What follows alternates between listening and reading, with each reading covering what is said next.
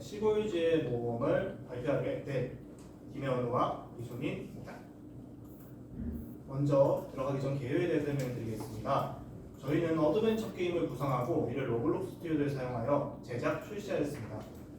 게임 시작 전 유사한 장르의 게임들을 로블록스를 통해 플레이하였으며 이에서 얻은 경험을 바탕으로 게임 제작에 사용했습니다. 먼저 목차입니다. 로블록스라는 게임에 대해서 먼저 소개를 해드리고 게임에 대한 기획 의도와 타겟 선정, 그리고 게임 장르 선정과 참고한 게임, 우리들이 만든 게임이 무엇인가에 대한 소개, 게임 플레이 방식, 게임 제작 과정, 그리고 제작 과정 중 발생한 문제 및 해결 방안, 그리고 게임을 마치며 얘기를 드리고 출처까지 얘기하고 발표 마치겠습니다. 먼저 로블록스라는 게임에 대해서 간단하게 소개를 드리겠습니다. 로블록스는 2006년 출시한 PC 모바일 게임으로 23년 2월 기준 5,600만 명의 일일 접속자를 기록한 게임입니다. 현재 중국 외 글로벌에서 모두 서비스 중인 메타버스 플랫폼 게임입니다.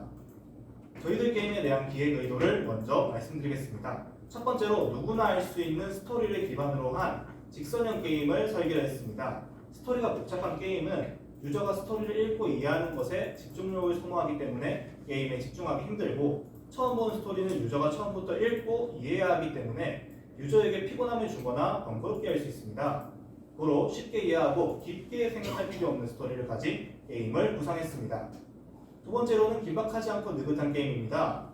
대부분의 게임은 적대 개체가 등장하여 이 적대 개체로 인해 유저는 긴장감을 유지하거나 지속적으로 움직여야 합니다. 이 긴장감은 유저에게 불편함을 줄 수도 있고 피로감을 유발시킵니다. 그렇기에 유저가 게임을 부정적으로 생각할 수도 있습니다. 고로 게임의 극히 일부를 제외하고는 이 긴장감을 해소하여 유저가 긴장감에 시달리지 않는 게임을 구상했습니다. 게임의 타겟 선정 부분입니다. 복잡한 게임보다는 단순하고 간단한 게임을 원하는 유저들과 게임의 디자인이나 미적 요소들을 세세하게 살피는 유저를 타겟으로 했습니다. 게임의 장르 부분입니다. 로블록스에는 다양한 장르가 존재하는데 왜 하필 어드벤처 장르를 선택했는가입니다. 로블록스 게임들 중 마음 편하게 혼자 즐길 수 있는 게임은 굉장히 적었기에 혼자 즐길 수 있는 게임을 만들고 싶었고, 로블록스 게임들의 다양한 게임들 대부분이 경쟁 게임이었기 때문에 싱글 어드벤처 게임이 유저들에게 신선함을 줄 수 있을 것이라고 판단했습니다. 게임 제작 전 참고한 게임들입니다. 도어즈, 학교 탈출, 캠핑이라는 1인칭 어드벤처 게임들을 참고를 했습니다. 이 중 학교 탈출과 같이 장애물을 피하고 퍼즐을 푸는 진행 방식의 진행 게임을 참고하여 스테이지의 물건들을 이용하여 목표까지 도달하는 방식의 게임을 제작을 했습니다. 그리고 캠핑과 같이 스토리 진행이 게임의 중요한 부분을 차지하도록 설계를 했습니다. 저희들이 제작한 게임에 대한 소개입니다. 시골지의 모험이라는 게임으로 플레이 타임은 약 10에서 15분, 장르는 1인칭 어드벤처 게임입니다. 게임의 특별한 재미 요소로는 플레이 중 볼 수 있는 디테일한 배경 디자인, 만화와 자막, 다양한 방식의 플레이 요소를 도입했다는 점이 있고요. 특징으로는 플레이어가 조정하는 주위의 대사를 자막으로 표현해서 진행 방향을 암시하고 주위의 시야로 보는 신박한 세상 등이 있겠습니다. 게임 플레이 방식 중 게임의 시작 부분입니다. 먼저 게임을 검색하여 게임에 들어가는 방식이 있고, 게임의 URL을 사용하여 별도로 입장하는 방식이 있습니다. 게임의 조작법입니다. 게임은 헬프 기능을 이용하여 간단하게 조작법을 익힐 수 있습니다. 마우스, WASD, 스페이스바, E 버튼과 같은 간소한 키에 누구나 손쉽게 익힐 수 있습니다. 게임 중 적대 개체 부분입니다. 적대 개체 중 악어인데요. 악어는 유저의 위치를 그대로 따라오는 단순한 AI를 가지고 있습니다. 악어가 등장하는 4스테이지는 맵이 단조롭기 때문에 이렇게 단순한 AI를 사용하였습니다. 두 번째로 적대 개체 중 고양이입니다. 고양이는 유저의 위치를 그대로 따라오는 악어와 유사한 AI를 가지고 있습니다. 고양이는 점프하는 기능이 추가되어 있기 때문에 위치를 단순하게 따라오는 AI를 사용했습니다. 적대 개체 중 사람에 대한 AI입니다. 이 사람은 다른 적대 개체에 비해서 조금 더 복잡한 스크립트를 지니고 있습니다. 사람은 다른 적대 개체와 다르게 가까운 경로를 계산하여 따라옵니다. 그 이유는 맵 구조가 다른 맵에 비해 복잡하기 때문에 효율적인 경로 탐색을 위해서 다른 스크립트를 사용했습니다. 게임 플레이 방식 중 아까 말씀드린 플레이 요소 부분입니다. 다양한 플레이 요소 중 퍼즐 맵 부분입니다. 위와 같이 퍼즐 풀이를 유저의 자각을 통해서 어떤 식으로 행동할지 유추하여 푸는 방식으로 설계를 했습니다. 다른 플레이 요소로 점프 맵 부분입니다. 상자, 침대 등 밟을 수 있는 오브젝트를 맵에 배치하여 이 오브젝트를 밟아 길을 건너가는 방식입니다. 다양한 오브젝트를 배치해서 스테이지가 단조로울 수 있기 때문에 신선함을 더해주었습니다. 오브젝트를 밟고 넘어가는 직선형 스테이지이기에 유저가 길을 헤매지 않도록 갈 수 있는 길 위에는 오브젝트들을 막거나 길을 치웠습니다. 다양한 플레이 요소 중 미로 부분입니다. 길을 찾아야 하는 미로 맵인데요. 하수도의 기본 발길을 어둡게 하기 위해서 시간을 일부러 밤으로 만들었습니다. 그리고 단순히 미로만 찾아다니면 유저가 지루함을 느낄 수 있기 때문에 급류 악어와 같은 함정, 적대 개체들이 존재합니다.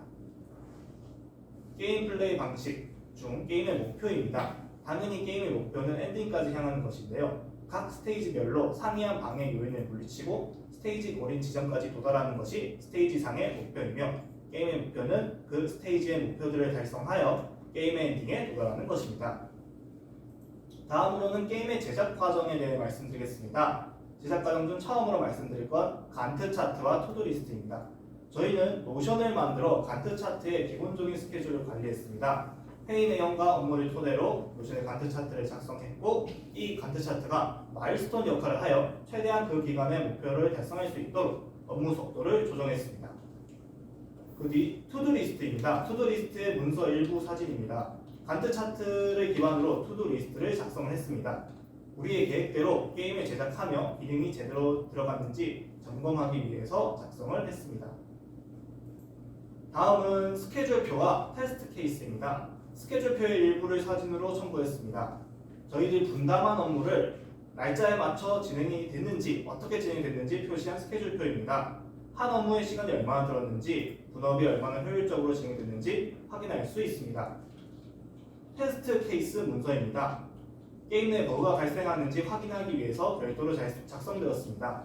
기능이 제대로 들어갔는지에 대해 작성한 투두 리스트와는 다르게 들어간 기능이 제대로 동작하는지에 대해 점검하는 문서입니다. 문서를 복사하여 매 테스트마다 문제가 있는가 점검을 했습니다. 게임 제작 과정의 게임 디자인 부분입니다. 맵을 디자인할 때 2D, 3D 로블록스 스튜디오 방식으로 제작을 하여 3단계를 거쳐 제작을 했습니다. 그렇기 때문에 맵의 디테일이 올라가고 수정 시 수정사항을 쉽게 확인할 수 있었습니다. 게임 배경 디자인은 다양한 에셋들을 활용하여 최대한 현실적이게 만들었습니다. 그리고 게임 배경음악과 효과음 역시 각 스테이지마다 테마가 달라지기에 그에 맞는 분위기를 내기 위해 스테이지별 BGM을 다르게 사용했습니다. 게임 제작의 스크립트 부분입니다. 가장 중요한 상호작용에 관련된 스크립트이며 우측의 순서들을 통해 스크립트가 어떤 식으로 작동하는지에 대해 확인할 수 있습니다. 적대개체 리스폰에 대한 스크립트입니다. 유저가 사망하더라도 적대개체 위치가 유지된다면 리스폰 자리에서 지속적인 스폰킬을 당할 위험이 있기 때문에 적대개체로 스폰을 하도록 스크립트를 구성했습니다. 사운드바에 대한 스크립트입니다. 게임 시작 전 유저가 BGM이나 효과음에 시끄러울 수도 있기 때문에 이 음악을 조절할 수 있는 스크립트를 구성했습니다. 게임 제작의 일일 보고와 회의록 부분입니다. 각자 자신의 업무에 대해 일일 보고서를 작성을 하였으며 이를 바탕으로 스케줄표 등을 간략하게 작성했습니다. 자신이 수행한 업무와 다른 조원이 수행한 업무가 무엇인지 확인할 수 있어 불필요한 업무를 하지 않도록 일일 업무 보고를 작성했습니다. 회의록 부분입니다.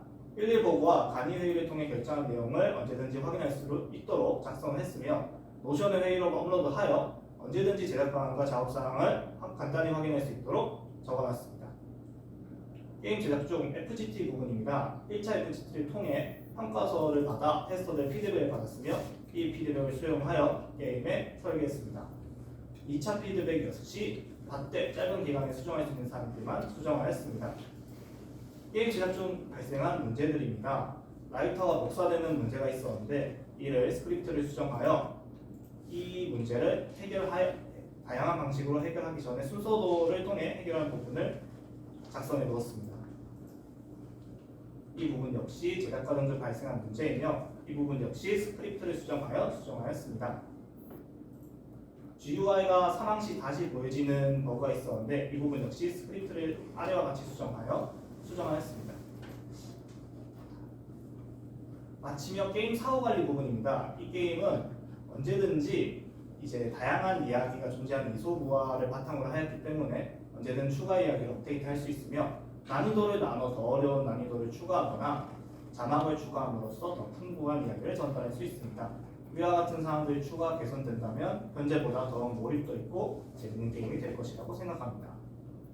이상 출처를 보여드리며 발표를 마치겠습니다. 감사합니다.